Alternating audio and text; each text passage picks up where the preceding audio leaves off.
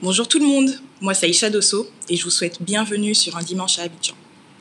Un Dimanche à Abidjan, c'est un podcast qui libère la parole sur une diversité de sujets. Ce sont des conversations avec des femmes et des hommes inspirants qui marquent leur temps. Au cours de nos épisodes, 2 fois par mois, nous explorons cette Afrique en mutation à travers celles et ceux qui la façonnent. Ce podcast est co-animé par ma sœur Marly Dosso et moi-même et nous permettra de partager nos réflexions et aspirations pour la Côte d'Ivoire de son temps et l'Afrique de demain. Tout d'abord, nous vous remercions pour vos commentaires, partages et abonnements. Vous avez été nombreux à écouter le premier épisode et nous sommes reconnaissantes. Dans ce 2e épisode, nous recevons Sephora Kodjo, qui est fondatrice et présidente d'une organisation appelée CEFIS, qui se consacre à mettre en évidence les points de vue et les perspectives des jeunes femmes sur les questions de genre, le leadership et l'autonomisation des femmes dans 7 pays africains où son initiative est représentée. Elle a lancé le programme African Women of the Future Fellowship, qui a été considéré par le président Obama comme une contribution majeure à l'avancement des questions de genre. À travers ses activités, elle a touché directement plus de 16 000 jeunes filles sur le continent. En plus d'échanger sur son parcours, Sephora partagera ses réflexions et ses aspirations pour la Côte d'Ivoire de son temps et l'Afrique de demain. On vous souhaite une bonne écoute.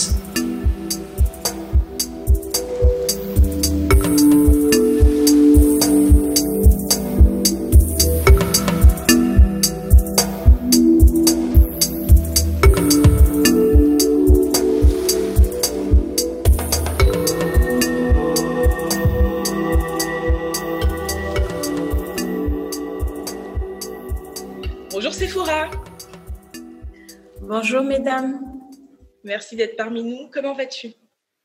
Je vais très bien. Je suis très heureuse d'être là et puis je me sens aussi très honorée d'avoir été sollicitée. Merci pour votre intérêt en tout cas à tout ce qu'on fait, à notre travail. C'est vraiment un plaisir de t'avoir parmi nous. Comme petit contexte, ces dernières semaines ont été extrêmement mouvementées. On voit partout dans le monde des prises de parole de plus en plus libres qui exigent de se faire entendre et qui refusent de compromettre leur liberté. Donc, merci de prendre du temps dans ton agenda très occupé, qu'on sait très occupé, pour converser sur les sujets d'égalité. Entre le Black Lives Matter aux États-Unis et dans le monde occidental en général, et le hashtag violence sexuelle dans l'Afrique francophone.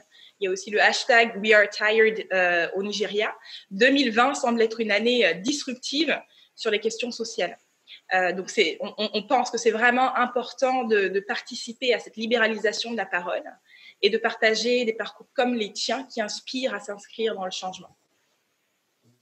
Écoutez, c'est avec plaisir en tout cas que je prends toujours la parole pour donner mon point de vue. Ça fait quand même un moment que nous parlons de certaines questions qui sont aujourd'hui inéluctables et donc les uns et les autres ont envie qu'on prête un peu plus attention à ce qui est de leur droit, ce qui est tout à fait légal, légitime, je dirais. Et c'est un plaisir pour moi en tout cas de partager mon opinion sur ces questions. Merci. Alors, on va commencer par le début. Peux-tu te présenter pour nos auditeurs et auditrices? Qui est donc Sephora Kodjo? Alors, ça, c'est une question très, très stratégique parce que j'ai du mal, mais j'aimerais vraiment me résumer à une jeune dame qui est engagée, très passionnée sur les questions liées à l'éducation des filles, à la promotion des femmes et aussi à la protection des femmes. Ça fait 10 ans que je suis engagée à travers une organisation qu'on appelle CEFIS, qui était au départ sous la forme d'une association et qui est aujourd'hui sous la forme d'une fondation.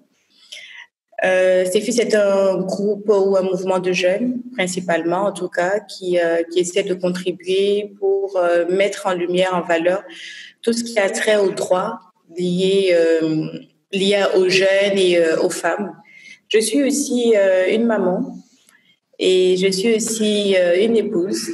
Voilà, donc je suis principalement, je suis ivoirienne déjà. Donc, j'ai principalement fait mes études en Côte d'Ivoire. Après, j'ai eu l'opportunité d'étudier à l'étranger. Donc, en gros, je suis diplômée de Wagner à New York. Je suis aussi diplômée d'un master en études de développement. J'ai un bachelor en administration des affaires.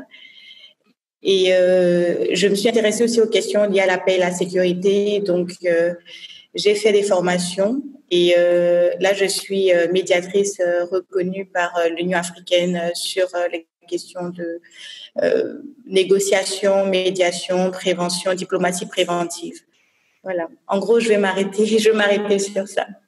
C'est déjà énorme comme parcours et c'est vrai que tu fais partie de ces femmes brillantes et ces étoiles montantes, je pense, sur le continent. On a besoin de ce genre de modèle aussi localement pour avoir cet espoir-là qu'effectivement, il y a une voie vers l'autonomisation et la capacitisation. La question que j'aimerais te poser aussi, c'est de savoir à quel moment as-tu ressenti l'urgence d'agir. Tu nous expliquais un petit peu comment CEFIS a été lancé, mais à quel moment est-ce que tu as ressenti cette urgence d'agir? Vous savez, il y a deux types d'engagement. Il y a ceux qui ont eu un déclic, et puis il y a un peu, je dirais, des personnes comme nous. J'aurais du mal à situer dans le temps mon déclic. C'est que j'ai toujours été une personne qui aime améliorer les choses là où elles se trouvent. Une personne qui aime les autres, qui aime les gens. Quand j'ai voulu aspirer personnellement à des positions de leadership, à l'université, je voulais être dans ce temps présidente des étudiants. Et là, j'ai ressenti des femmes la peur parce que les femmes étudiantes me disaient les hommes vont pas voter, les femmes vont encore moins t'accompagner, il n'y a jamais de femme présidente des étudiants, etc. Donc, je sentais que les femmes étaient réticentes et les hommes, il n'y avait pas de discours. C'est que déjà, tu fais pas partie des candidats. C'est-à-dire que, donc, je sentais vraiment cette opposition par rapport au leadership de la femme. Et peut-être à ce moment-là, je me suis dit, il y a quelque chose à faire. Et si moi, je ne me mets pas au devant, si je n'essaie pas, comment je dirais aux autres que c'est possible? Tu vois, parce que quand j'essaie de convaincre tout le monde, c'est possible, on peut y arriver. Mais il n'y a pas de modèle, il n'y a pas d'exemple. La preuve, il n'y avait jamais eu de femme présidente. Donc, ce que tu dis, c'est une utopie. C'est vrai, c'est beau, mais il n'y a pas de modèle concret. Et ça m'a poussée personnellement à m'engager à un certain niveau, de sorte à dire aux gens, par des modèles concrets, c'est possible. Et donc, c'est un peu le message qu'on véhicule lors de nos activités. Aux jeunes femmes, notre message essentiel, c'est possible. C'est-à-dire que aujourd'hui, c'est possible d'avoir des jeunes femmes leaders, c'est possible que les droits des femmes soient respectés si on y met tous notre bonne volonté. Tout est possible, en fait. Aujourd'hui, c'est possible d'avoir la femme à un certain niveau de décision.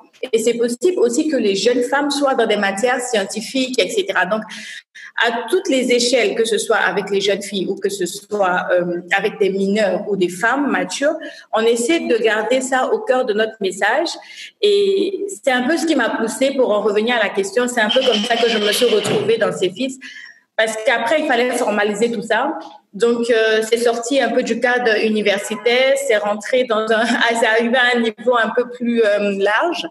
On a commencé à visiter d'autres universités et avec les médias sociaux, donc les gens commençaient à s'intéresser à nos conférences, les écoles nous invitaient, etc. Donc, il a fallu formaliser tout ça. Et puis, CEFIS s'est créé naturellement. Merci pour ce résumé, Sephora. C'est donc finalement aussi parce que tu as été toi-même confrontée finalement à certaines barrières que tu portes ces questions-là avec autant de passion, j'imagine. Oui, bien sûr. Comme je le disais, tout part de...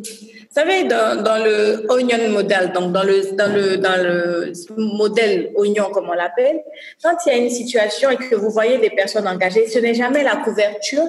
À l'intérieur, vous avez les intérêts, vous avez les valeurs, etc. Et le cœur de tout engagement, ce sont les valeurs. Et donc, ces valeurs-là que moi, je souhaiterais promouvoir, c'est ce qui me motive chaque jour. Et oui, parce que aussi, j'ai été confrontée à la réticence de la société. Et au fur et à mesure que j'avance dans mon engagement, je suis amenée à rencontrer des jeunes femmes qui, elles, sont confrontées à d'autres réalités. Et à force d'interagir avec elles, je me sens concernée. Aujourd'hui, c'est une jeune fille qui me parle de ça, mais demain, ça pourrait être ma fille qui est confrontée à cette situation.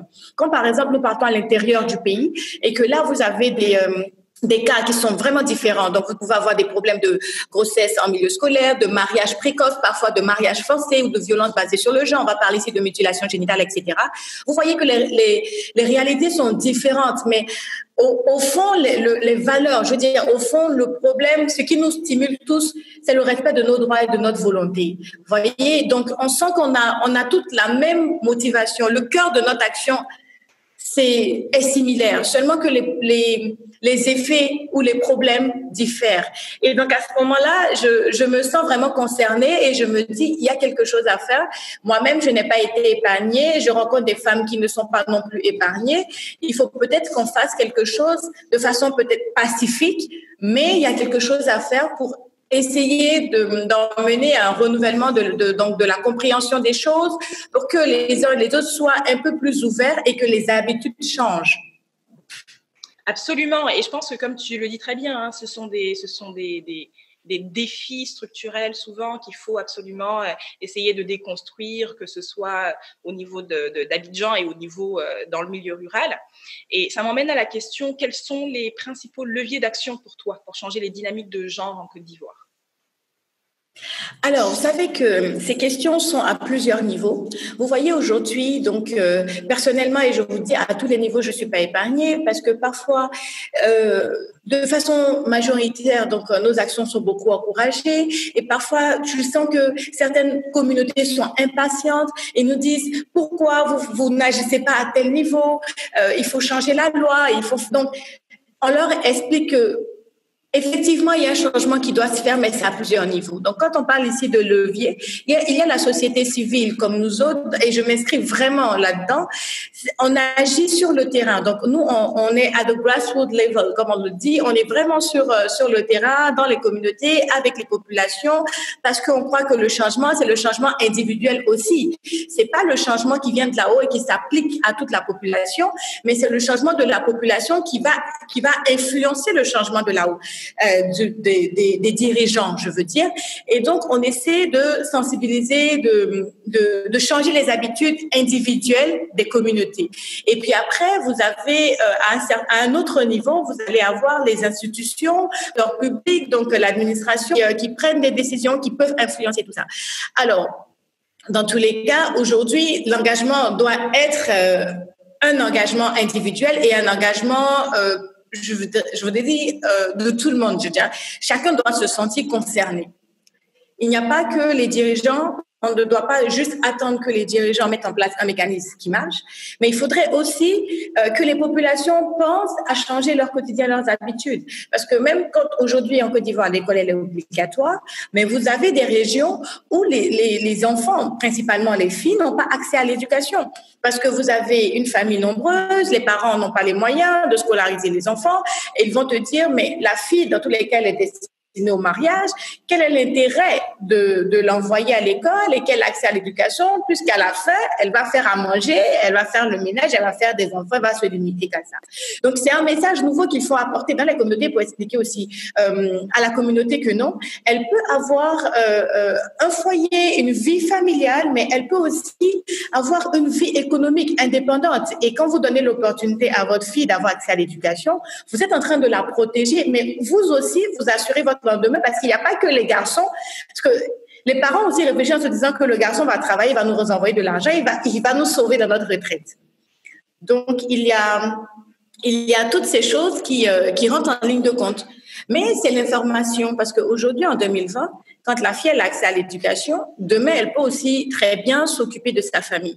Donc, c'est ce genre de message. L'éducation est un levier important, je dirais primordial.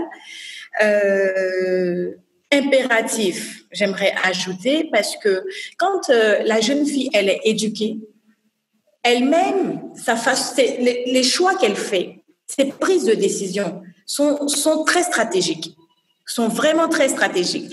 Elle se dit aujourd'hui, je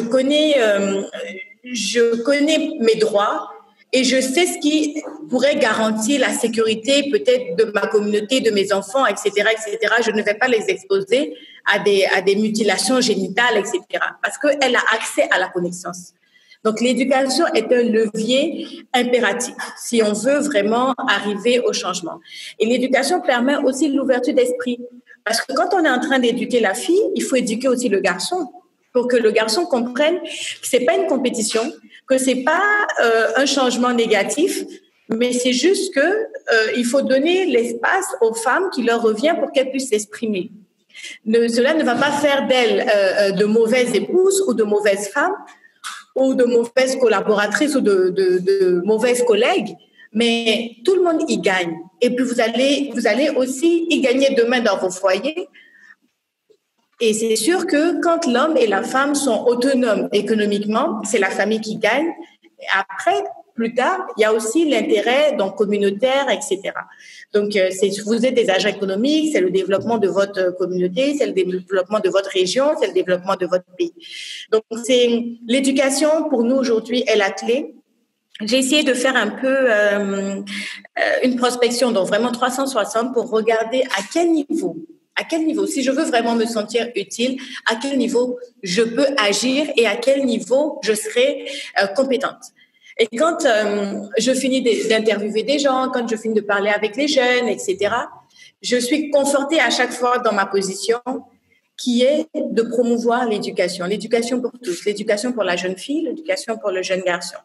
Et aussi dans l'éducation, il y a ce qu'on apprend parce que c'est vrai qu'aller à l'école, c'est bon, mais il faut aussi avoir ces conférences que nous faisons sur le leadership, ces conférences sur les droits, parce que c'est des petits qu'on doit nous sensibiliser ou nous éduquer sur ce qui est de l'égalité. Voilà.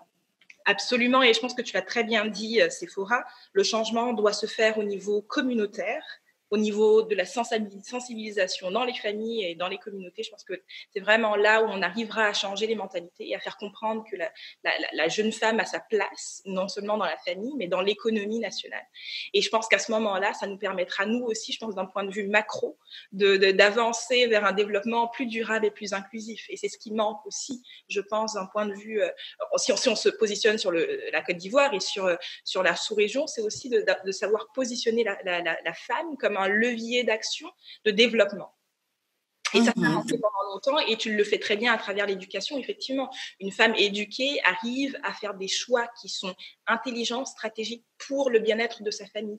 Et souvent, les répercussions vont être extrêmement positives au niveau de la nutrition des enfants, au niveau de l'éducation des enfants, au niveau du bien-être de la cellule familiale elle-même. Donc, ça va au-delà des questions, disons, de liberté et de droit des femmes. Ça va aussi sur la question du pays, du développement national. Bien sûr, tout à fait. Oui. Alors, j'aimerais parler concrètement aussi de comment CEFIS opère au niveau communautaire et national. Quelles sont tes stratégies pour aborder la question de l'éducation des jeunes filles au plan communautaire et au plan national? Quelles sont les différences? Et surtout, quelle a été l'évolution de CEFIS? Parce qu'aujourd'hui, bon, c'est vrai que CEFIS est un organisme qui est incontournable sur les questions de genre, mais c'est certain que c'est né sous forme de projet personnel, longuement mûri et qui est venu par des expériences personnelles vis-à-vis des obstacles structurels, mais ça a vraiment évolué vers le stade que c'est aujourd'hui d'organisations les plus influentes en matière de genre. Donc, est-ce que tu peux nous expliquer un petit peu quelle a été cette évolution-là et comment est-ce qu'elle s'est faite? D'accord. Donc, sur la première question, donc relativement à notre stratégie d'impact sur le terrain, donc au niveau communautaire et national, il faut savoir que depuis 3 ans, on essaie de tendre nos actions et de sortir de la capitale parce que principalement, nous avons évolué depuis lors donc à Abidjan. On faisait des conférences dans les universités et principalement avec des filles, donc il y avait à partir de 16 et jusqu'à 30 ans. Donc c'était principalement des universitaires et on faisait des conférences avec elles, on invitait des dames panélistes. L'idée, c'est de les influencer par un role model, c'est-à-dire que des femmes qui, elles, aujourd'hui, occupent des positions de décision, mais des femmes qui sont aussi des modèles de valeur, pour leur expliquer qu'elles ont fait des choix qui n'étaient pas assez faciles, mais elles sont arrivées là où elles sont parce qu'elles ont persévéré, parce qu'elles ont eu du courage et aussi des valeurs. Parce que derrière, quand vous voyez, donc vous avez le souci de voir des femmes promues, et donc il y a beaucoup de choses qui se disent derrière. Donc les jeunes filles se disent de toute façon, pour avoir accès à ces positions, on va devoir se compromettre. Il y a beaucoup de choses qui vont rentrer en ligne de compte. Et donc cette femme vient leur expliquer que non. Ça ne se passe pas comme ça, il faut vous battre, il faut avoir du courage, il faut avoir des valeurs, il faut avoir de l'éthique. Et à ce moment-là, vous aurez accès de façon légitime au résultat de votre travail. Donc, c'était le premier niveau. Ensuite, j'ai observé un peu mes échanges avec les universitaires et j'ai réalisé qu'à ce moment-là, les femmes étaient déjà assez matures, c'est-à-dire qu'elles avaient déjà leur perception de la vie. Et c'était encore plus difficile d'influencer les valeurs des femmes quand elles sont à ce niveau. Alors, je me dis, ça serait très bien d'aller chez les plus jeunes.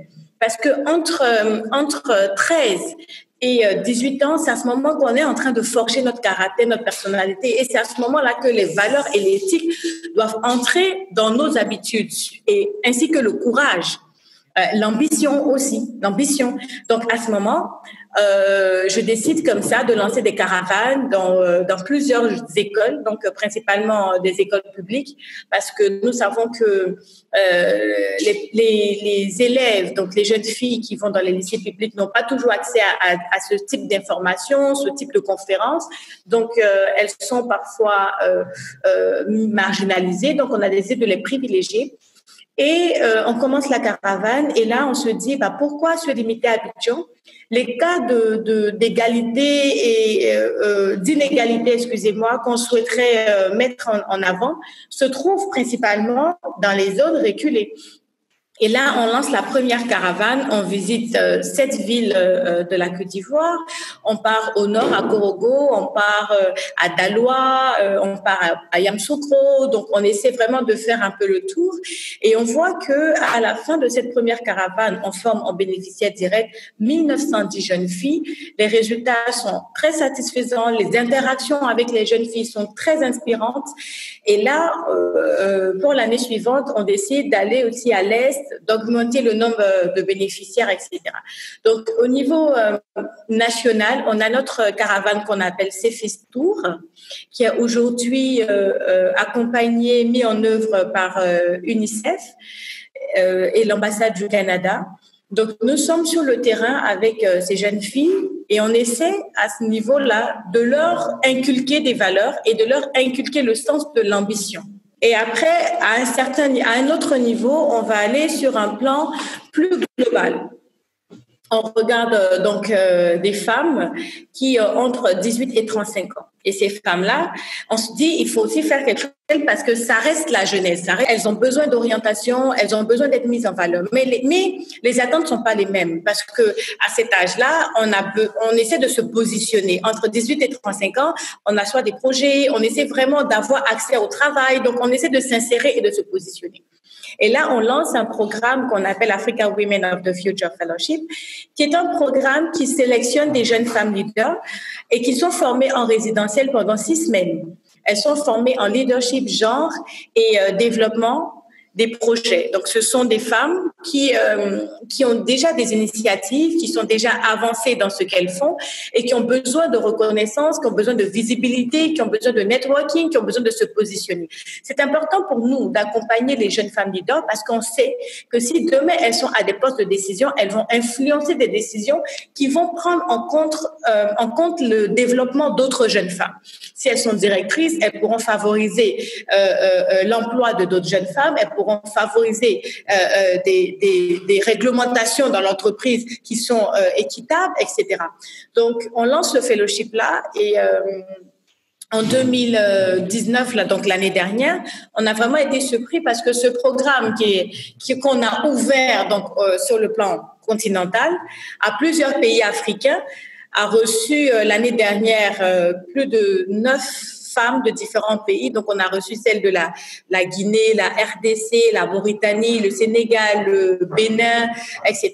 Donc, on a essayé d'étendre nos actions vraiment parce que vous me parlez d'un plan donc terrain, un plan national, mais moi, je vous parle d'un plan continental aussi parce que CEFIS est allé un peu au-delà des choses. On a décidé de s'ouvrir à l'Afrique parce que le problème d'égalité n'est pas qu'un problème inhérent à la Côte d'Ivoire. C'est vrai que nous avons nos sœurs d'ici et on veut faire quelque chose pour elles, mais le problème, il est plus global et on a décidé de s'ouvrir donc, à un autre espace, qui est un espace continental.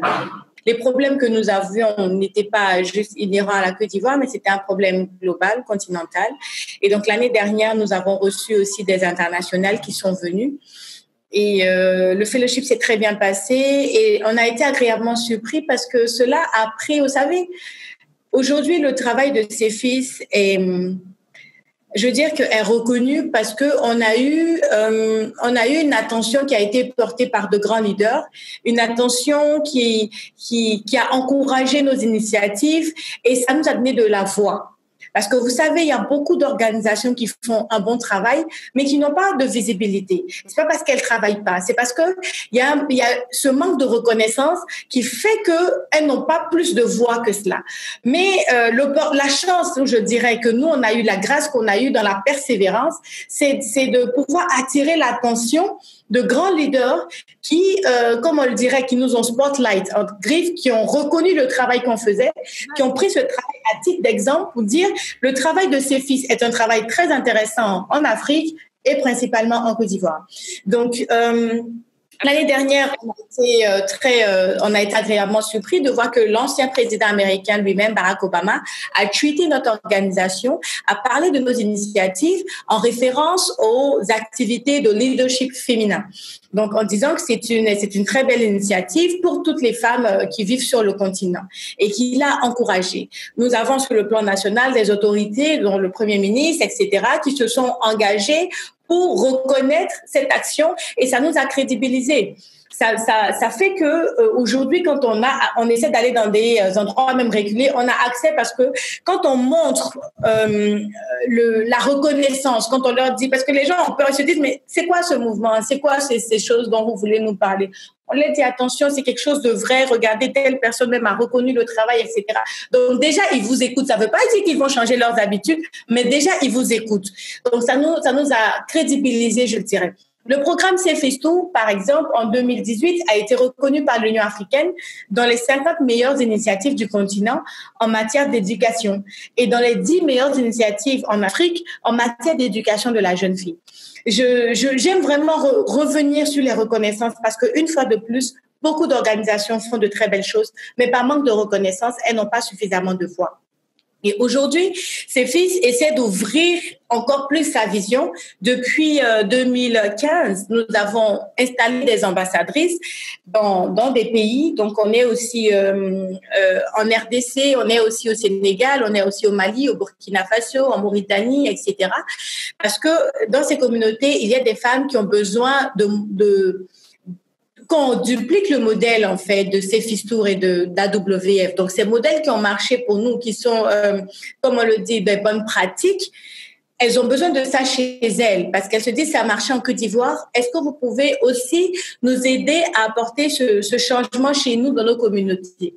Et comment on procède? On essaie de travailler avec des femmes locales. C'est-à-dire que moi, Sephora Kodjo étant ivoirienne, vivant principalement en Côte d'Ivoire, je n'aurai pas plus d'influence que ça au Burkina Faso ou en Mauritanie parce que je n'ai pas l'expérience du terrain. Je ne sais pas exactement ce que ces femmes vivent, à quoi elles sont confrontées, parce que parfois, il y a une histoire derrière, il y a une culture derrière. L'idée, donc, c'est de travailler avec des femmes, donc locales, qui sont imprégnées, qui ont de l'expérience et qui sont déjà engagées. Et donc, on essaie de les former, ces femmes-là, et à leur tour, elles dupliquent le modèle donc que nous avons ici en Côte d'Ivoire. Dans leur communauté, elles le font d'ailleurs très bien. elles essaient d'asseoir l'association là-bas. Et à leur tour, elles influencent le changement chez elles. Donc, pour résumer, CEFIS, c'est CEFIS Tour, c'est AWF, c'est CEFIS International, parce que maintenant nous sommes passés à 6 mois. Donc, depuis 3 ans, on a essayé de le faire chaque 3 mois. Depuis 1 an, on le fait chaque 6 mois. On a notre rentrée de volontaires, parce qu'il faut savoir que les jeunes aussi veulent apprendre. Au-delà ce sont des questions liées aux femmes, etc. Les jeunes ont compris que les questions de genre aujourd'hui, c'est pas des questions qui concernent que la femme. D'ailleurs, le genre, c'est une dimension conceptuelle qui ne représente pas que la femme. Et les jeunes aujourd'hui le comprennent et les jeunes sont très supporters de l'égalité et du changement. Et ils veulent nous aider, ils veulent nous accompagner. Donc, chaque 6 mois, nous avons la rentrée des volontaires. Ce sont des jeunes cadres, ce sont des jeunes étudiants, ce sont des jeunes qui veulent s'engager pour le changement. Et ils viennent et nous aident dans nos activités. Nos questions étaient de savoir également comment est-ce que tu fais en sorte que les jeunes hommes, dans ce cas-là, embarquent justement dans la question. Comment est-ce que tu en fais des alliés? Parce que la question du genre, comme tu l'as si bien dit, n'est pas une question strictement féminine, justement. Et si on veut apporter un changement, il faut la participation de tous et de toutes. En toute sincérité, tout est dans la méthodologie et la façon de véhiculer le message. Les jeunes hommes aujourd'hui ne se sentent pas critiqués, ils ne se sentent pas frustrés, ils ne se sentent pas agressés. Au contraire, nous avons un message très pacifique. La stratégie de la Fondation CEFIS, ce n'est pas de dire les hommes sont mauvais. Ce n'est pas de dire vous nous avez oppressés. Ce n'est pas d'indexer. C'est de dire qu'ensemble, nous pouvons développer. Ensemble, nous pouvons envoyer le changement. Donc, je pense que je peux valablement dire que c'est la première des choses qui motive les hommes à s'engager. Parce que ils sentent que ce n'est pas un combat. Parce qu'aujourd'hui, vous savez, en toute sincérité, les questions d'engagement sur l'égalité, etc., parfois peuvent aller dans tous les sens, en toute sincérité. Et parfois, on peut avoir des débats qui sont très extrémistes. Et donc, les hommes se sentent agressés. Alors que le changement ne peut pas se faire sans les hommes. Il faut une coopération. Et nous, à la table de discussion, on n'agresse personne, on n'indexe personne. Le sujet, il est sur la table. C'est ensemble qu'on va y arriver. Qu'est-ce qu'on fait ensemble?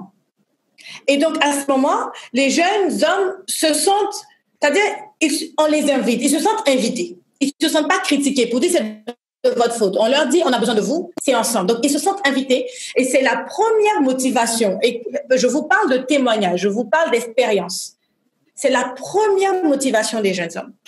Et après, quand ils viennent, ensuite, dans la méthodologie, on essaie vraiment de faire des actions concrètes et de les rendre utiles. Et donc, dans notre organisation, il y a des activités qui se font, ils contribuent, ne serait-ce qu'un courrier que tu rédiges, etc. Ils contribuent, ils sentent qu'il y a un changement qui est fait et qu'ils influencent ce changement. Ils se sentent utiles. Et après, quand vous regardez l'organisation, vous avez aussi des hommes qui sont au poste de décision dans notre organisation. Donc, on veut vraiment montrer cette diversité, cette collaboration avec les hommes. Qu'ils voient aussi qu'il y a des directeurs chez nous qui sont des hommes et qui sont engagés et qui font très bien leur travail. Donc, c'est vraiment la représentation de l'inclusivité. Vous voyez, c'est le message qu'on véhicule. CEFIS, on essaie de représenter cette inclusivité à l'intérieur de notre organisation. C'est ça, c'est bien ça. Et je pense que vous le faites vraiment très bien parce qu'il y a toujours un risque, effectivement, d'écarter, si tu veux, les hommes des organisations qui sont féministes, peut-être. Donc, le but étant de faire en sorte que, comme on l'a dit plus tôt, le développement est un développement inclusif. C'est un développement qui bénéficie à toutes et à tous, en fait, finalement. Donc, et je pense quand même, je vais aborder une autre question qui est justement l'excellence. Parce que je pense que l'excellence n'est pas genrée nécessairement. Donc, le mot d'excellence est beaucoup dans ta prise de parole et on aimerait t'entendre un peu dessus et savoir ce que ça signifie pour toi et pour la jeunesse ivoirienne, justement. Alors, pour moi, l'excellence, alors, idéalement, quand je me projette et quand je projette aussi la jeunesse ivoirienne, dans le développement de notre pays, et quand je projette les jeunes Africains dans le développement du continent, effectivement, l'excellence revient à mon esprit parce que je ressens à l'intérieur de moi que la finalité, donc tout ce qu'on est en train de faire, si on ne met pas cette touche d'excellence, on ne va pas y arriver. L'excellence, à mon sens, c'est les valeurs. La première des choses, c'est les valeurs. C'est la distinction. C'est l'innovation. Le développement, c'est aussi ça. Le développement, c'est aussi l'innovation. C'est de faire des choses nouvelles. C'est d'apporter des solutions innovantes. Ce sont les valeurs. C'est l'éthique. C'est le message qu'on véhicule. C'est le courage. Donc, au cœur de notre action, on met l'excellence, surtout pour la jeune femme. Notre façon de réfléchir nous envoie à faire des actions et nos actions influencent le développement de notre communauté. C'est-à-dire notre communauté restreinte du milieu dans lequel on évolue. Mais ce sont tous ces petits milieux-là qui constituent finalement la nation ou le continent. Et donc, si nous avons chacun une façon de réfléchir qui est innovante, qui veut l'excellence, qui veut la perfection, qui met les valeurs, l'éthique au cœur de nos actions, c'est sûr que les résultats que nous allons avoir seront des résultats positifs pour notre communauté, pour notre pays et aussi pour notre continent. Tu le fais très bien d'ailleurs aussi en mettant de l'avant tes mentors et au féminin qui justement poussent à l'excellence également, montrent que c'est possible et tu l'as dit souvent. C'est possible. C'est un mot qui revient souvent et je pense que c'est ça aussi le empowerment et la capacitation, c'est de dire oui, vous êtes des jeunes filles, mais vous êtes capables d'arriver à ces postes-là. Et ça m'amène à une autre question aussi, c'est tu es un symbole toi-même de leadership pour toutes ces jeunes femmes. Elles voient en toi l'espoir d'un avenir meilleur. Quel est le style de leadership que tu veux leur véhiculer, que tu souhaites leur véhiculer? Le courage. Parce que dans tout ce qu'on fait, qu'on soit engagé dans la société civile, qu'on évolue dans le secteur privé, dans tout ce qu'on fait, on a besoin de courage et de détermination. Aujourd'hui, je suis à la tête d'une organisation qui est représentée dans plusieurs pays, qui a plus de 200 membres ici en Côte d'Ivoire, qui s'investissent donc pour le changement chaque jour. Et je vous assure que la coordination des activités n'est pas chose aisée. Mais mon style managérial et mon style de leadership, c'est le courage. Je suis moi-même sur le terrain, je fais avancer les choses à tous les niveaux. Et pour en revenir à la petite histoire, vous savez, la plupart de mes collaborateurs tout le temps me disent « Présidente, laisse, on va faire. Présidente, non, ça, c'est plus à ton niveau. Présidente, tu n'es plus au stade de rédiger les courriers ou de vérifier les TDA, etc., etc. » Je leur dis, vous savez, c'est quand on commence à se croiser les bras, quand on commence à se satisfaire des choses, quand on se dit je veux me contenter, on ne veut plus se battre, qu'on commence à rétrograder. Il faut avoir toujours du courage. Il faut, malgré les obstacles, et même quand tout va bien, il faut redoubler de courage. Il faut être sur le terrain, il faut être à tous les niveaux, etc. Et je crois que c'est ce système qui a fonctionné avec notre organisation. Si je devrais recommander quelque chose aux jeunes femmes, c'est beaucoup de courage. Et ensuite, les valeurs. Vous savez, je ne suis pas irréprochable et je ne veux pas me transposer en donneuse de leçons, vous voyez, parce que je ne suis personne pour donner des leçons. Seulement, les valeurs sont une barrière et c'est des choses qui m'ont aidé personnellement dans ma carrière et dans mon évolution. Et si je devais en toute humilité recommander des choses ou des attitudes gagnantes, des habitudes gagnantes à des jeunes femmes ou à des jeunes, je leur dirais les valeurs sont une barrière. C'est quelque chose qui va vous permettre d'avoir accès à de plus hautes instances avec votre dignité. Parce que vous savez que l'éthique, votre façon de vous conduire, votre façon de faire les choses, vous avez mis beaucoup de savoir-être dans votre et de justice. Vous êtes une personne qui aime la justice, qui aime la transparence, une personne qui est vraie. Et voilà. Donc, ce sont des choses qui vont construire votre leadership. Parce que derrière, vous voyez, les gens sont plutôt fait ce que je fais. Ils ne sont pas fait ce que je dis. Ça ne marche pas. Les gens vous regardent. Si vous êtes sur le terrain, les gens iront sur le terrain. Si vous résistez aux pressions, les gens résisteront aux pressions. Mais si vous tombez, si vous abandonnez, si vous vous découragez, si vous déprimez, vous allez influencer toutes ces personnes qui sont dans votre communauté. Donc, quand vous voulez vous positionner en rôle modèle et que que vous vouliez ou pas, quand vous sentez que vous êtes en train d'influencer l'état de pensée d'autres personnes, il faut être très regardant sur les choix que vous faites et les décisions que vous prenez parce que quoi qu'il en soit, elles influencent aussi les personnes qui sont autour de vous. Merci Sephora pour ces points extrêmement importants. J'aimerais juste revenir un petit peu sur les activités de CEFIS. Un impact vraiment intéressant. Et surtout, je pense que ça va servir de leçon à nos auditeurs ou auditrices qui veulent se lancer sur des cheminements similaires. Ce que je voulais savoir, c'était donc l'expansion de CEFIS au-delà des frontières ivoiriennes, que vous êtes maintenant, je crois, dans 7 pays de la sous-région et même hors sous-région en Afrique centrale, en RDC. Ce que je veux savoir, c'est quelles sont les différences peut-être en termes de genre que tu as pu constater de part et d'autre des frontières et surtout les meilleures pratiques ailleurs qui devraient servir de leçon ici. Vous savez, les différences, elles ne sont pas tant éloignées, mais je ne souhaiterais pas indexer un pays. Je veux juste mentionner que vous avez des pays dans lesquels les violences basées sur le genre, donc les cas de mariage forcé, de mutilation génitale, sont vraiment, vraiment, vraiment élevés.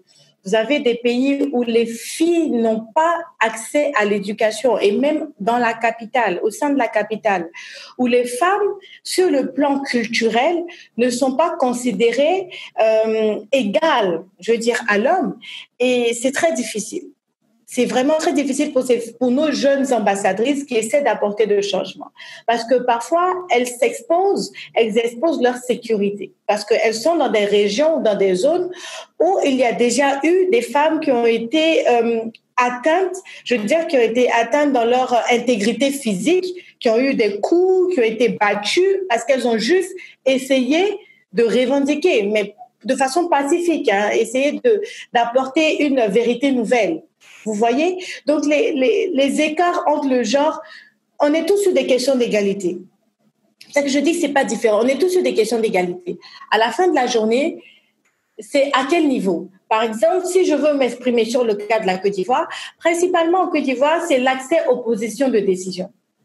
On sent de plus en plus que les jeunes femmes, quand on interagit avec elles, ce qu'elles souhaiteraient en tout cas voir en matière d'égalité, c'est de voir de plus en plus de femmes dans les instances décisionnelles, de plus en plus de femmes qui ont du pouvoir, qui peuvent influencer des décisions.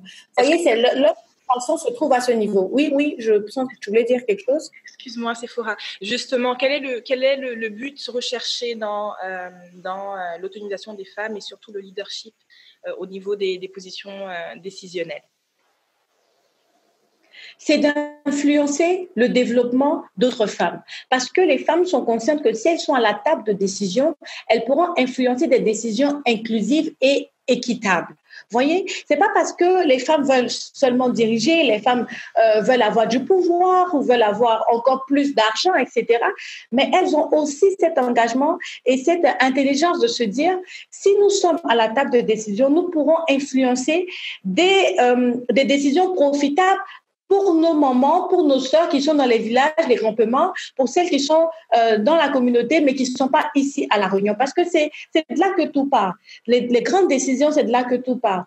Un exemple très, très basique. Si vous avez dans une entreprise une femme qui est directrice des ressources humaines, vous allez être sûr que c'est pas, elle aura une certaine sensibilité, pas de façon inéquitable, mais très équitable et égale, mais elle sera alertée sur des questions liées aux conditions de la femme, par exemple.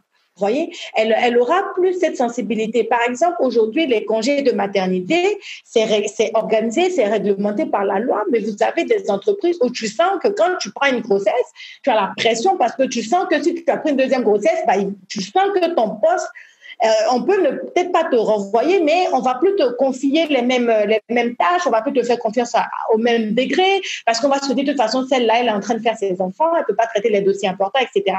Donc, tu vas sentir une forme de discrimination qui ne dit pas son nom, mais tu te sens quand même oppressé. Vous voyez, si vous avez une femme qui est directrice des ressources humaines, elle peut sensibiliser les dirigeants, elle peut faciliter certaines choses. Donc, des femmes à des positions de décision, ce n'est pas seulement pour agrandir le portefeuille des femmes ou pour les rendre encore plus puissantes, c'est aussi pour intégrer des valeurs inclusives dans la gestion de ces entreprises ou dans la prise des décisions qui influencent la vie d'autres femmes.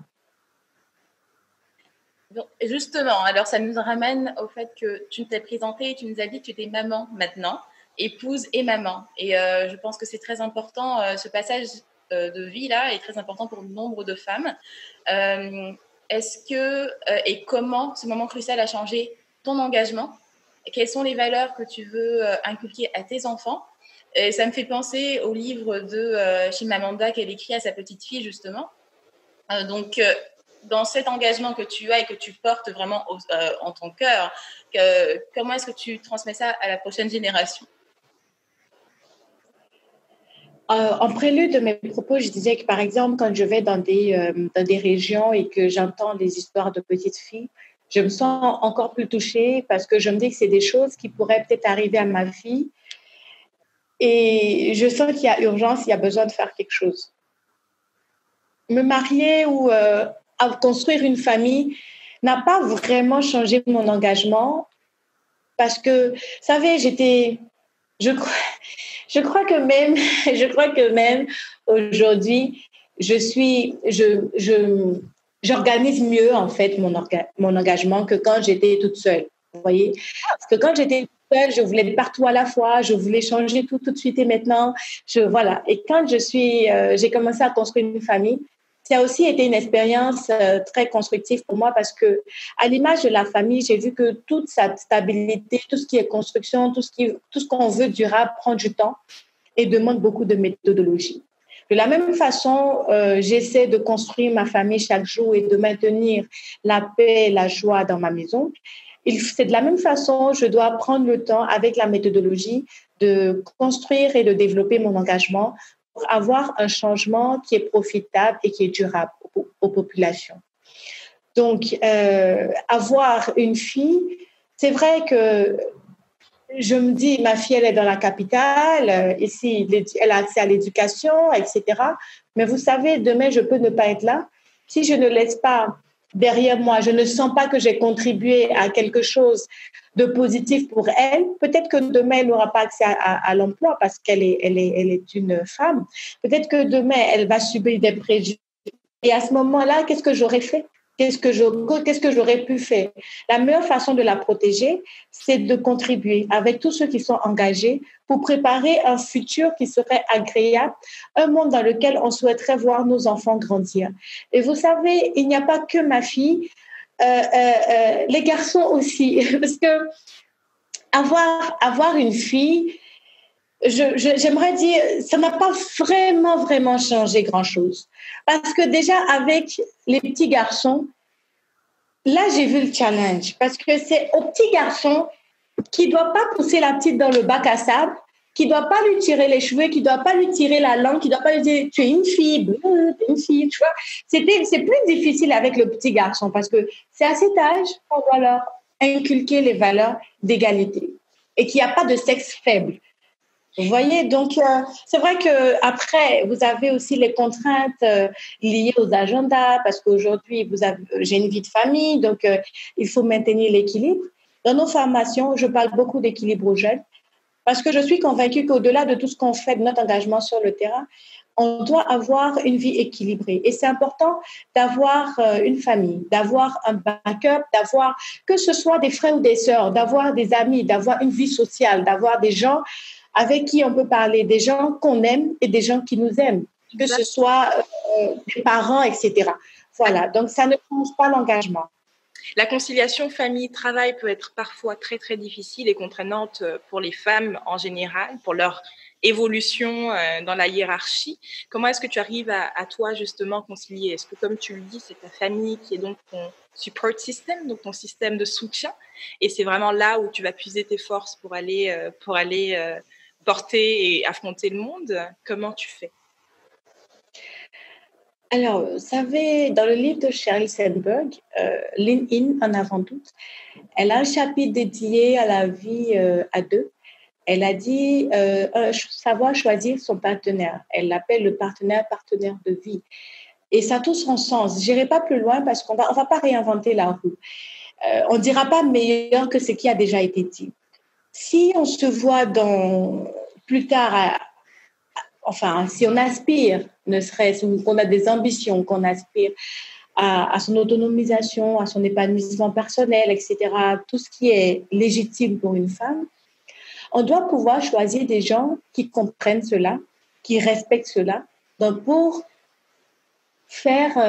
construire une famille et avoir une vie qui peut se projeter sur la durée. Absolument. Aujourd'hui, peut-être que l'atout que j'ai aujourd'hui, c'est d'avoir quelqu'un qui comprend. En tout cas, ce que je fais, qui comprend mon travail et qui est un if-for-she. Donc, allier vie de famille et travail n'est pas vraiment un challenge, je dirais, pesant pour moi, parce que j'ai quelqu'un qui me comprend et j'ai quelqu'un qui m'accompagne. Je considère que chez nous, on a un panier dans lequel il y a tous les projets, que ce soit ces projets ou mes projets, il y a tous les projets. Et après, on s'organise pour voir comment on les réalise tous. C'est pas que je suis en train de réaliser mes projets, donc il doit m'attendre ou il doit me supporter, me comprendre, et que de son côté, il réalise ses projets. On essaie vraiment d'être ensemble et d'être dans la solidarité. Je peux, par exemple, j'ai ma dernière, quand elle avait 3 mois ou un peu moins, j'ai eu une opportunité, je devais sortir du territoire pour finaliser une formation en diplomatie, négociation, médiation en Afrique du Sud. Et je devais m'absenter pour plus de 2 semaines. Et je vous assure, à cet âge, donc vous êtes encore à l'allaitement, etc. Ce sont des sujets dont on parle très peu, mais les femmes ont besoin de l'entendre parce que beaucoup se retrouveront. Vous avez des opportunités qui viennent et si vous n'avez pas quelqu'un qui comprend, c'est pas que la personne va te dire non, faut pas partir, mais vous savez, c'est cette pression morale en fait, parce que tu culpabilises déjà de laisser l'enfant.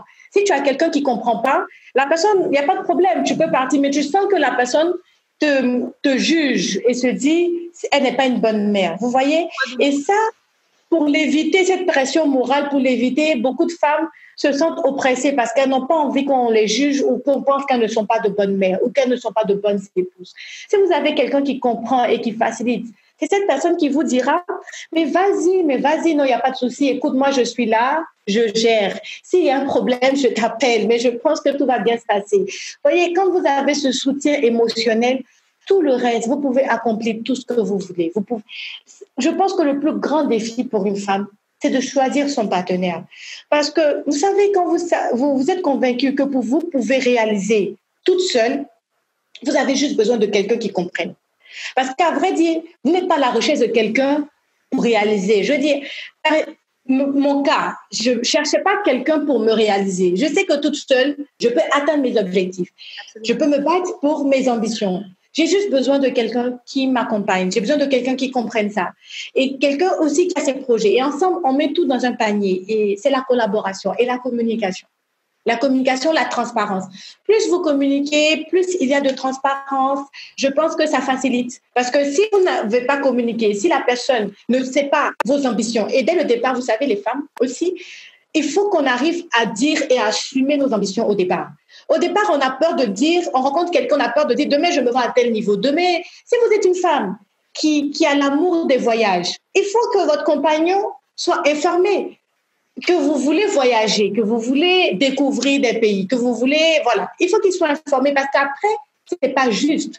Comme dans le foyer ou dans la relation, un matin, la personne se retrouve avec une femme margelant entre griffes, qui est tout en partie, il se dit, c'est pas cette femme que moi je voulais. Parfois, la problématique, c'est aussi que les hommes sont dans une situation où ils ont été éduqués, socialisés pour voir une femme d'une manière très stricte, c'est-à-dire elle doit avoir un certain nombre de qualités, ne pas faire certaines choses et faire certaines choses. Et c'est là que la communication est nécessaire parce que vous voyez, comme tu le dis, effectivement, les hommes sont éduqués dans un contexte qui ne leur donne pas une trop grande ouverture d'esprit sur l'autonomisation de la femme. Et donc, si vous n'entamez pas la discussion, si vous ne posez pas le sujet sur la table, vous serez très surprise. Parce que au départ, on est tous très gentils, mais après la gentillesse, il y a la réalité. Et c'est un long chemin. Et la réalité est que vous êtes une personne qui veut avoir une activité économique, voilà, vous avez cette envie. Et au-delà de l'épanouissement à deux, il y a l'épanouissement personnel.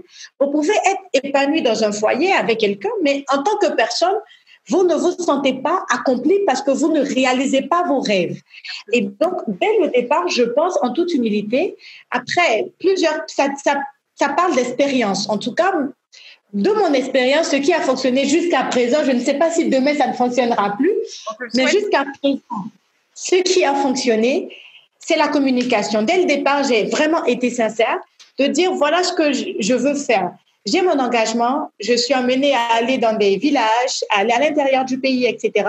Je suis tout le temps en relation avec d'autres personnes.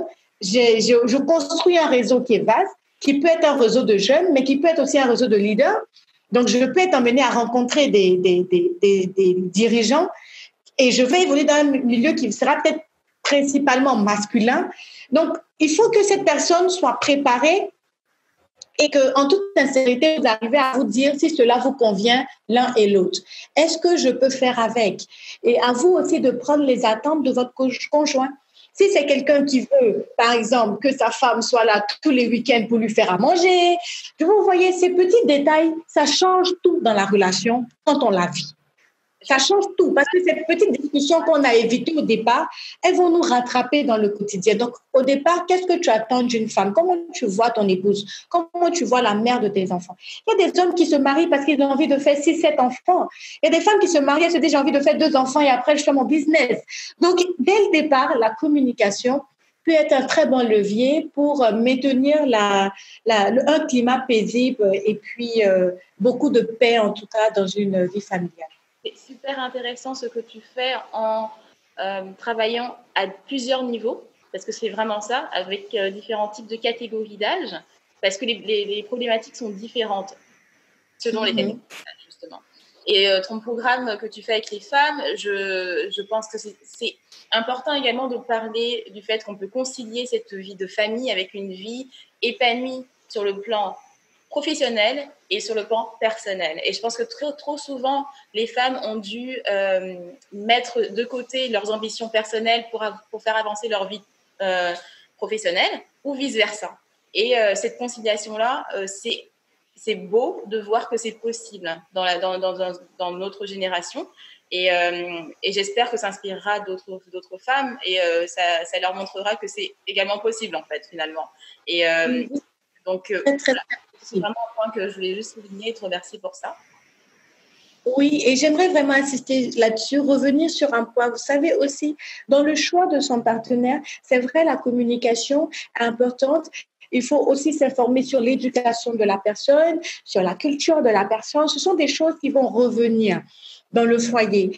Et vous voyez, c'est bien de marier des gens aussi ou de se mettre en relation, de construire une vie de famille avec des gens qui ont envie de construire. Vous voyez, parce que quand vous êtes une jeune femme qui est en train de se construire et que vous choisissez votre partenaire sur d'autres critères qui sont quelqu'un qui va m'aider à m'installer, quelqu'un qui va m'aider. Donc, vous cherchez quelqu'un qui va forcément vous tirer sur un plan économique. La personne n'a pas les mêmes attentes vous concernant. Vous voyez, si c'est quelqu'un qui est aussi en train de se construire, c'est facile de négocier. Vous savez, la négociation, c'est partout. Même dans la relation à deux, on négocie. Pour entrer dans une vie familiale, c'est la négociation. Parce que je parle du système de la ZOPA et de la BATNA, on ne va pas rentrer dans ces schémas techniques, mais vous savez, dans toutes les relations, qu'elles soient amicales, qu'elles soient intimes, chacun vient avec ses intérêts. C'est jamais désintéressé. Ça veut dire que chacun a ses objectifs, chacun vient avec ses intérêts. Dès le départ, vous devez mettre ces deux intérêts. C'est comme deux cercles que vous allez superposer. Là où les cercles vont se retrouver, ça va former dans le creux un autre petit cercle. C'est ce qu'on appelle la ZOPA, c'est-à-dire que la zone of possible agreement, c'est-à-dire c'est la zone où tous les accords sont possibles. Tant que vous ne trouvez pas cette zone dans une relation, c'est difficile d'évoluer. Vous devez vous dire que non, je ne peux pas rester dans cette relation parce que tout est une question de négociation. Qu'est-ce que toi, tu attends? Qu'est-ce que moi j'attends? Comment on négocie? Ok, d'accord, j'ai compris, tu veux voyager beaucoup. Ok, j'ai compris. Maintenant, toi, tu dis quoi? Tu vas aller à l'étranger pour aller faire... Non, ça, par exemple, je ne peux pas accepter. Mais ce que je peux accepter, c'est ça. C'est-à-dire, vous mettez tout sur la table et puis on négocie. Et c'est facile de négocier avec des gens qui sont en train de se construire. Parce que très souvent, si c'est des gens qui se sont déjà réalisés, qui n'ont plus besoin de négocier, si vous êtes trop en position de faiblesse, c'est-à-dire que si vous n'êtes pas quelqu'un de réalisé, on négocie avec des gens avec qui on a plus ou moins le même poids. C'est ce que j'essaie d'expliquer. Si vous avez le même poids, plus ou moins, c'est facile de négocier. Mais si les écarts sont grands, c'est sûr qu'il y a une influence et il y a une domination. Et après, vous vous sentez assujetti. Donc, c'est aussi peut-être une stratégie pour les jeunes femmes dans la recherche de leur conjoint, dans la formalisation de leur relation. Si je peux me permettre ce conseil. Absolument, merci Sephora. Et ce qu'on relève comme point important, c'est qu'il faut libérer la parole, même au niveau du couple, et que les questions d'égalité, ce n'est pas un jeu à somme nulle. C'est aussi une réalité qui est en mutation, qui peut être évolutive dans le temps. Ce qu'on veut savoir, et on tire vers la fin de ce dialogue très passionnant, c'est de savoir comment tu vois la Côte d'Ivoire et l'Afrique de demain. C'est une très belle question. Vous savez, je rêve d'une Côte d'Ivoire très inclusive, en tout cas pour toutes nos sœurs, pour tous nos enfants et nos futurs petits-enfants. Pareil pour l'Afrique, mais de façon plus concrète, c'est de sentir quand même ou de voir les jeunes s'intéresser encore plus aux questions qui les concernent. Vous savez, avec les réseaux sociaux, avec le divertissement, il y a beaucoup de divertissement. Et parfois, la jeunesse peut être détournée du principal objectif, du principal, centre d'intérêt. Vous voyez, qui est le développement, l'amélioration de nos conditions de vie. Il y a beaucoup de divertissement. Et plus on se divertit, plus le temps passe, plus on procrastine et on n'avance pas. En tout cas, je souhaite pour chacun de nous que nous puissions nous concentrer sur l'essentiel, nous concentrer sur je veux dire que le divertissement, tout est une question de planification. On a du temps pour se divertir. Se divertir n'est pas le problème. C'est la place qu'occupe le divertissement dans nos habitudes qui peut être peut-être repensée ou réévaluée. Je veux dire qu'il faut avoir un système de vie où on privilégie des choses qui sont primordiales pour nous. Il y a des jeunes qui ont des mémoires qui attendent. Ils peuvent consacrer leur temps à la rédaction de leurs mémoires. Il y a des jeunes qui peuvent écrire des livres. Il y a des jeunes qui peuvent partager de leur temps pour faire du give back, pour inspirer d'autres jeunes. C'est-à-dire que la répartition de notre temps va influencer le reste. Et aujourd'hui, ce que je souhaite vraiment, c'est d'avoir une jeunesse engagée. Nous avons une jeunesse consciente, nous avons une jeunesse éduquée. Il ne manque plus que l'action parce qu'on a des voix sur les réseaux sociaux, on a des revendications, on sent que la parole est brisée. Mais après la voix, parce que le changement, c'est la voix plus l'action qui donne le changement. Si on a la voix, on n'a pas l'action, pas de changement. Donc aujourd'hui, ma vision de la Côte d'Ivoire de l'Afrique, c'est de jeunes engagés pour le changement. Alors, on ne peut pas ignorer le contexte actuel, le contexte de pandémie actuelle. Et c'est également basé sur la mobilisation citoyenne, comme on a discuté tout à l'heure. Donc, je veux savoir, avec le Covid et les limitations que cela entraîne, comment les activités ont-elles été affectées et quelles sont les mesures qui ont été prises pour continuer à poursuivre les activités? Alors, nous étions en pleine caravane Céfistour. On était dans la ville de Mans quand on a eu l'information que les écoles devaient fermer. Donc, on a dû rentrer incessamment sur Abidjan, rejoindre notre domicile et surtout que j'étais sortie avec une délégation principalement jeune. Les parents, tout le monde s'affolait, les parents appelaient, etc. Et la famille appelait, donc c'était une grande pression. Et vous savez, en tant que leader, je le disais récemment lors d'une autre interview, Je sais en tant que leader, vous voyez, c'est pas de ne pas avoir peur, c'est comment nous manageons, nous gérons notre peur. Parce que les autres aussi regardent à notre visage. Les autres s'inspirent de notre attitude. Et j'ai mis beaucoup de sérénité, en tout cas, dans nos actions. Nous avons repensé notre système. Nous sommes passés d'un CFISTO terrain à un CFISTO digital. Nous avons enregistré des capsules avec des dames on publie à des fréquences hebdomadaires pour permettre aux jeunes femmes d'avoir accès à ces informations de motivation et de sensibilisation. Aussi, avec les groupes de jeunes femmes avec lesquels on travaillait, on a essayé de les approvisionner donc en connexion Internet et on continue les séances de formation sur des groupes WhatsApp, des conférences Zoom, etc. pour travailler avec elles et les former. Elles travaillaient sur les plaidoyers donc pour le changement de comportement dans leur école. On avait les grossesses en milieu scolaire, par exemple. On avait le maintien d'un environnement hygiénique, un environnement donc potable et tout. Donc, on continue de travailler avec elles dans les groupes. Et en ce qui concerne notre programme AWF, on a essayé de le repenser parce que pendant 6 semaines, il aurait été difficile pour nous de confiner les femmes pendant 6 semaines.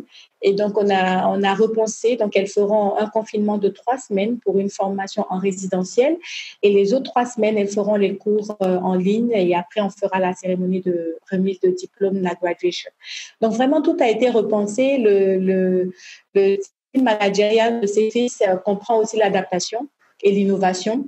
Donc, on a essayé d'inclure ces 2 valeurs-là dans la prise de décision pour s'adapter vis-à-vis du Covid. Je ne cacherai pas que cela a aussi impacté nos programmes parce que certains partenaires, par exemple, l'université de Grand Bassam qui est très supportive, qui encourage nos activités, qui reçoit les filles chaque année, a dû fermer ses portes pour justement les raisons de mesures sanitaires. Et donc, c'était vraiment indépendant de leur volonté. N'empêche qu'ils sont encore avec nous dans le mentorat et la formation. Seulement qu'ils pouvaient pas recevoir les filles. Il fallait rebondir, retrouver un autre établissement. Ça a généré, vous imaginez bien, pour un logement de 36 femmes pendant 3 semaines et une restauration, ça a généré des coûts additionnels, etc. Donc, il fallait rebondir, mais un leader a toujours plus d'un coup dans sa manche. Voilà, je dirais. Donc, j'ai essayé de penser aussi avec les collaborateurs. La force de CFIS, c'est qu'on n'est pas seul. On a des partenaires qui nous accompagnent. Et on a posé le sujet sur la table, on a essayé de s'adapter. Donc, pour l'instant, je dirais que ça va, les activités continuent, on n'a pas fermé les portes. Bien au contraire, on a vu qu'il fallait renforcer les actions sur le terrain parce que avec la situation de Covid, donc il y a des violences conjugales, il y a beaucoup de questions qui sont liées aux droits des femmes qui sont soulevées. Donc, il faut encore plus retrousser les manches, se mettre au travail parce qu'on voit que notre engagement n'est pas vain et il faut pousser davantage. Absolument. Et pour enchérir d'ailleurs sur ce que tu viens de dire, les études montrent, surtout suite à l'autre pandémie qu'on a connue ici en Afrique de l'Ouest et en Afrique centrale avec Ebola, plus spécifiquement, on s'est rendu compte qu'il y avait eu un impact disproportionnel sur les femmes et les jeunes filles, notamment à travers, comme tu l'as dit, les questions de violence conjugale, mais l'augmentation des grossesses également involontaires de jeunes filles. Donc, est-ce que vous allez aborder ça justement, ou est-ce que vous l'abordez déjà avec ces jeunes filles-là pour renforcer vos engagements sur ces questions-là qui sont fondamentales maintenant que les écoles ont repris éventuellement, comment est-ce que vous allez reprendre l'engagement sur le terrain? À quoi ressemble le post-Covid finalement? Donc, on a eu quand même cette réunion stratégique avec toutes nos représentations pour voir sur le plan national, continental et global qu'il fallait faire comme sensibilisation, comme activité pour essayer d'influencer ça, ne serait-ce que pour briser le silence, pour envoyer à la dénonciation, etc., en espérant que cela va réduire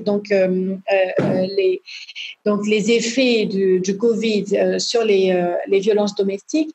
Mais après le post-Covid, nous envisageons de continuer nos actions dans les écoles. Ce qui est un peu difficile, c'est que maintenant, vous avez, avec les mesures de distanciation sociale, vous avez quand même des dispositions à prendre en compte. Notre première conférence cette année réunissait plus de 2000 jeunes filles. Vous imaginez qu'on ne peut plus faire ce genre d'activité. Donc, ça sera des petites activités répétées dans les écoles. On veut se limiter vraiment à une mobilisation de 50, etc. Mais le système scolaire ici, encore le paysage n'est pas encore bien défini. Je pense que les dirigeants eux-mêmes essaient de se retrouver dans tout ça. C'est une situation sans précédent qui n'était pas attendue, donc tout le monde essaie de s'adapter. Nous, on ne veut pas précipiter les élèves aussi dans toute cette réorganisation, parce que entre leur nouvel agenda de cours, entre la reprise des cours, etc., on essaie de laisser le système s'asseoir et ensuite rebondir très rapidement, parce que, vous savez, les filles sont restées à la maison pendant un très bon moment et il faut encore leur reparler d'excellence, parce que le jeu, les réseaux sociaux, etc., ont dominé, ont prévalu pendant cette période-là, et les remettre à l'étude, etc. Cette période était censée être la période des vacances, donc beaucoup se sont déjà en vacances. Il faut les ramener quand même à la priorité qui est leur éducation. Donc, on est vraiment sensibilisés là-dessus.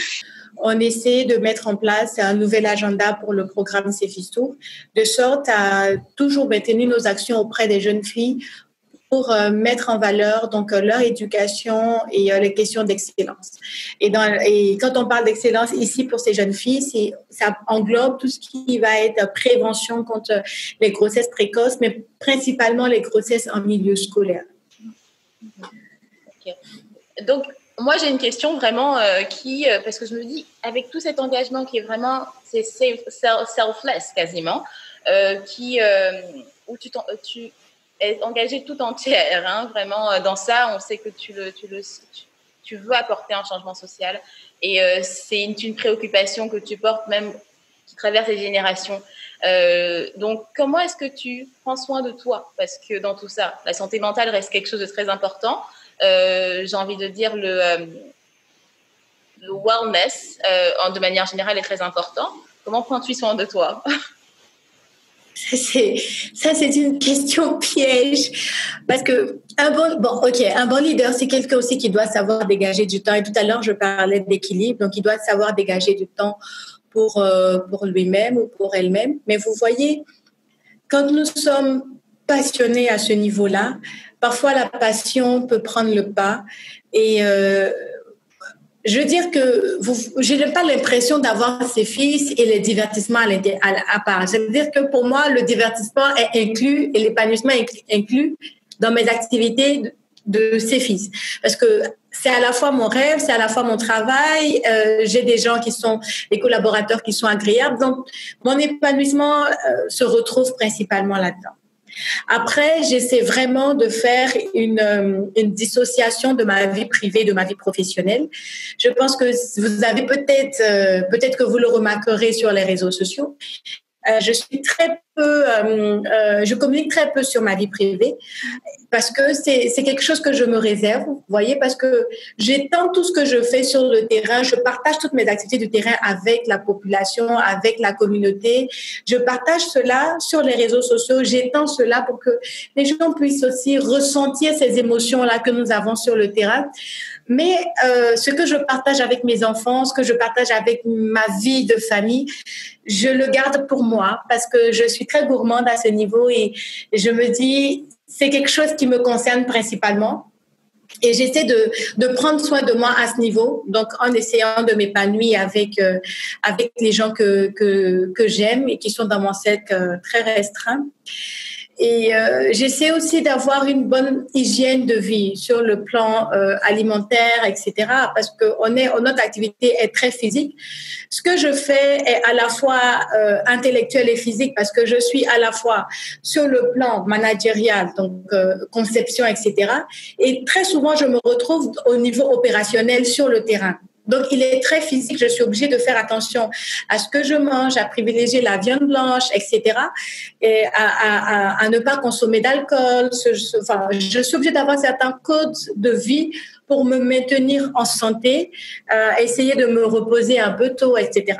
Par exemple, les collaborateurs, toutes les personnes de mon organisation sont informées que le dimanche, sauf urgence, personne ne m'appelle. Ils sont informés que c'est le moment pour ma famille dédié à mes enfants. Et je vous assure que les dimanches, sauf urgence, je n'ouvre pas mon ordinateur. Je ne regarde aucun mail. En fait, j'ai un système de vie. Quand je suis à la maison les soirs avec mes enfants, j'ai l'impression que ces fils n'a jamais existé. C'est-à-dire que je suis pas dans mes mails, sur mon ordinateur. Vous allez me trouver en train de regarder des cartoons. Voilà, je suis avec ma famille. Et quand je suis au travail, je veux dire, tu n'auras pas idée que j'ai des enfants. Je suis dans des réunions toute la journée.